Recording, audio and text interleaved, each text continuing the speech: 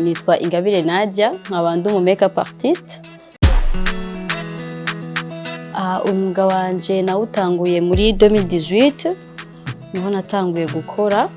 Natanguye buhoro buhoro. Natanguye nk'umuntu nasanga abantu muhira, nkagenda kubakorera muhira, umva vyatanguye bigoye cyane nkitangura. Natanguye na materiel nkeya cyane, natanguye na materiel nkeya cyane kubyo naho nagenda ngiye ku muntu natwara akatrose gato nkaja kumukorera iwiwe. Byari bigoye muri ico gihe, n'amahera bampa yari make cyane, ariko kuba nashaka gukora kandi kuba narabikunda, umva byarampa courage kugira ngo mbandanye nkora. Yego, nungutse ibintu byinshi cyane. Icyambere nungutse umunsi muraje ngaha muje kundaba nka Nadia Makeup, no kuvuga ko abantu Burundi maze kumenya, abantu bamaze kumenya ibikorwa byanje, niyo mpamvu nshobora kuvuga ko nungutse ibintu byinshi cyane.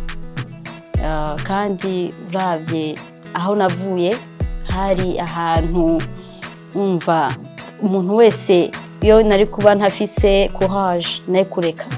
Ego, naye kuvyihoza vraiment kubera hari igihe washika ugamara nka 2 semaines 3 semaines udakoze umuntu canke abantu baje bose bakumva ko umva ubafashe ko kuvuga ngo ntavyuzi umva ibintu nk'ivyo onye byari biriko.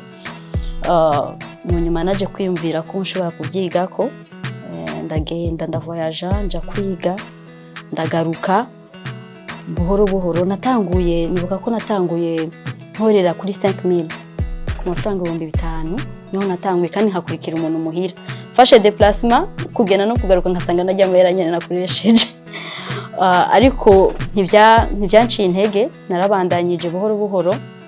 Haragera ahantu fata ahantu kuri salon, ahantu bari bubatse umva kuri salon y'umuntu, genda shirako coiffeuse yanje buhoro buhoro, abantu bagire mariage nkasiga buhoro buhoro. Hageraho nanje niyumvira gukora ivyanje kuhava, kwera nabona ko ibintu biko biragenda neza, ca ndahava. N'umunsi rero nkaba nteze ngaha. Vuze ngo mfise aho byavuye sinome umva ntanyisha mfise, ariko vyaranjemo. Ndibuka byaje buhoro buhoro nisiga crayon.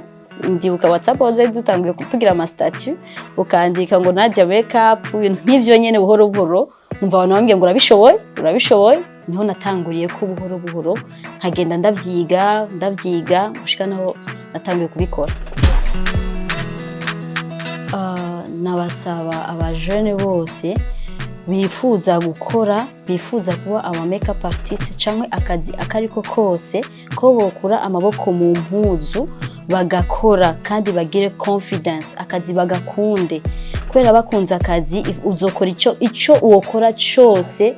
Umva sinzi kuno bivuga, ariko numva ko abajene tugiye twese tukiyumvira tugakora ibintu bitujemo, umva twiyumvamo tuzoshika kure cyane. Ikindi naco nubabwira, ndafise amakuru ngahi wanje ya Nadia Makeup. Umva wese ko yumva ashaka gukora, yumva bikunda, yoza ngahi wanje haruguruye.